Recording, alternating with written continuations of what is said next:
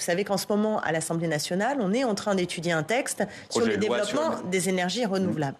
Ce qui est assez dramatique parce que on fait à l'envers. C'est-à-dire que le gouvernement fait tout à l'envers. Au lieu de commencer par les objectifs, et ça fait 5 ans qu'il aurait dû produire des énergies renouvelables. Nous n'arrivons même pas. Nous sommes le seul pays d'Europe qui n'atteint pas ses propres objectifs en matière de en matière d'énergie renouvelable. Du coup, vous allez voter ce texte alors puisqu'il vise à atteindre les objectifs. Non, il ne vise pas à atteindre les objectifs, le texte. Il vise à accélérer les énergies renouvelables. Il commence par la réglementation. C'est-à-dire qu'il part du principe que le problème majeur pour avoir des énergies renouvelables, c'est un problème de réglementation.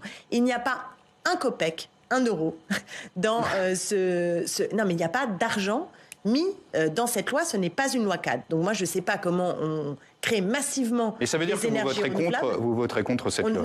Notre vote n'est pas encore arrêté puisqu'on essaye d'obtenir des choses. Donc on jugera sur pièce à la fin du texte. Mais la logique de marché... Sur quoi notamment? Sur les questions de biodiversité? Oui, alors le problème... Qu'est-ce qui conditionnera votre vote? Oui, il est très technique. Il y a différents... Je ne veux pas parler à la place de nos chefs de file. Nous jugerons sur pièce à la fin. Mais je veux vous dire... Mais vous n'excluez pas de voter pour? Non, je pense pas qu'on va... Non, ça me paraît pas possible. Mais ça peut se jouer entre l'abstention et le vote contre.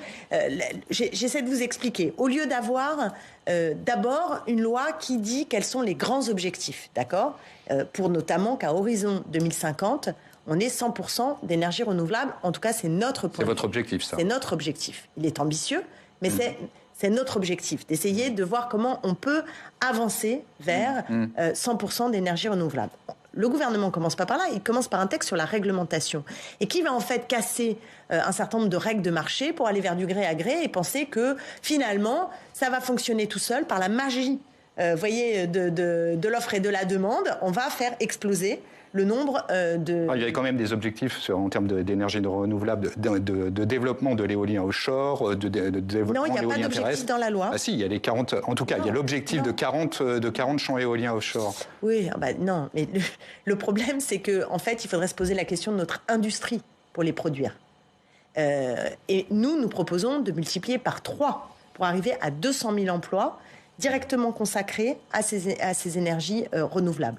Il n'y a pas de plan aujourd'hui du gouvernement. Il n'y a pas d'investissement prévu. Il n'y a pas d'argent qui est mis pour le faire. Et on laisse faire le marché et on pense que ça va se régler comme ça. En effet, nous sommes en désaccord avec cette logique. Nous pensons qu'il est temps d'investir massivement dans ces